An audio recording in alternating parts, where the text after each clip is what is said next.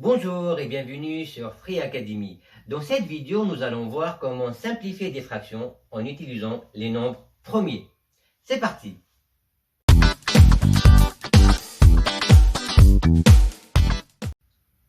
Avant de commencer, on va expliquer deux choses. La fraction irréductible et les nombres premiers. Une fraction est dite irréductible si elle est simplifiée au maximum. C'est-à-dire que le numérateur et dénominateur n'ont pas de diviseur en commun autre que 1. Je vous donne un exemple. 7 quinzièmes. 7 quinzièmes est une fraction qui est simplifiée au maximum. Donc elle est irréductible. Pourquoi? Parce que 7 et 15 n'ont pas de diviseur en commun autre que 1. Passons maintenant à notre fraction. 126 180e. Est-elle irréductible? On va vérifier. Là, on remarque que 126 et 180 sont deux nombres pairs. Vous savez, un nombre pair, il est divisible par 2. Donc, elle n'est pas simplifiée au maximum, parce que 126 et 180 ont au moins un diviseur en commun, autre que 1, qui est 2. Passons maintenant au nombre premier. Un nombre est premier s'il a uniquement deux diviseurs, 1 et lui-même. Je vous conseille d'apprendre les premiers nombres qui sont premiers. On va rappeler les premiers nombres premiers ici. Donc on va commencer par le tout premier, c'est le nombre 2. Donc 2 est le seul nombre pair qui est premier. Pourquoi? Parce que 2, on peut l'écrire que 1 fois 2. Une petite remarque ici, le 1 n'est pas un nombre premier. Pourquoi? Parce qu'il a un seul diviseur. C'est 1. 1 fois 1. Le deuxième nombre, c'est le nombre 3. 3, ça fait 3 fois 1. Pas le 4, parce que c'est un nombre pair. 5, 7, pas le 9, parce que 9 est dans la table de 3. 11, 13, 17, 19, 23, etc. Donc moi, je vous conseille d'apprendre au moins les 8-10 nombres premiers. Pourquoi? Pour décomposer les nombres. Maintenant, on va décomposer le numérateur. 126. Pour décomposer un nombre, donc, on va commencer par le premier des nombres premiers. Donc 126 est un nombre pair, comme on l'a dit, donc il est dans la table de 2. Donc 126 divisé par 2, c'est très simple.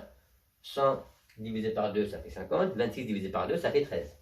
Donc ça fait 63.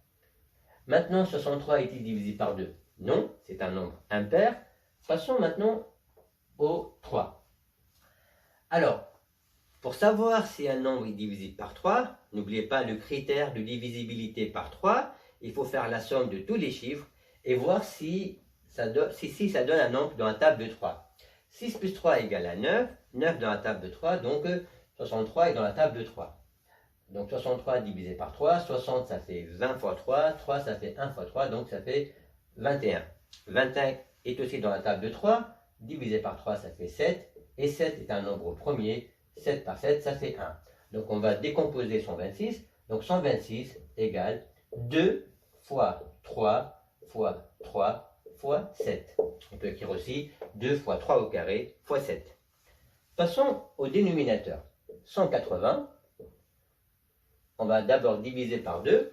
Donc 180 est dans la table de 2, c'est un nombre pair. 18, ça fait 2 fois 9.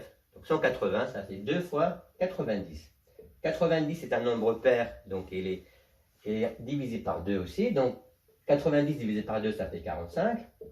Maintenant, vérifions si 45 est dans la table de 2. Non, c'est un nombre impair. Passons à 3.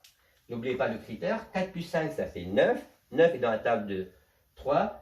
45 divisé par 3, c'est très simple, c'est 15. 15 est aussi divisible par 3. 15 par 3, ça fait 5. 5 est un nombre premier. 5 par 5, ça fait 1. Donc on va décomposer 180.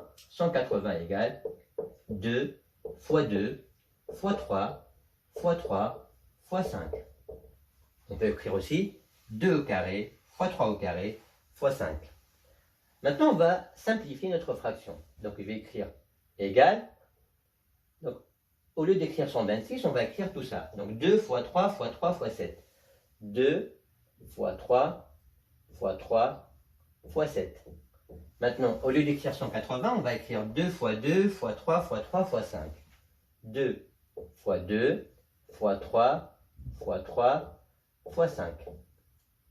Maintenant, n'oubliez pas, pour simplifier une fraction, on peut supprimer les facteurs identiques. Vous savez, si on divise ou bien on multiplie le numérateur et dénominateur par le même nombre non nul, la fraction ne change pas. Donc là, on a 2, donc on peut barrer 2 et 2, 3 et 3, 3 et 3. Donc il nous reste 7 au numérateur, et au dénominateur, il nous reste 2 fois 5 qui fait 10. Voilà, 7 dixièmes est une fraction irréductible, elle est simplifiée au maximum. Merci pour votre attention et à très bientôt pour une nouvelle vidéo.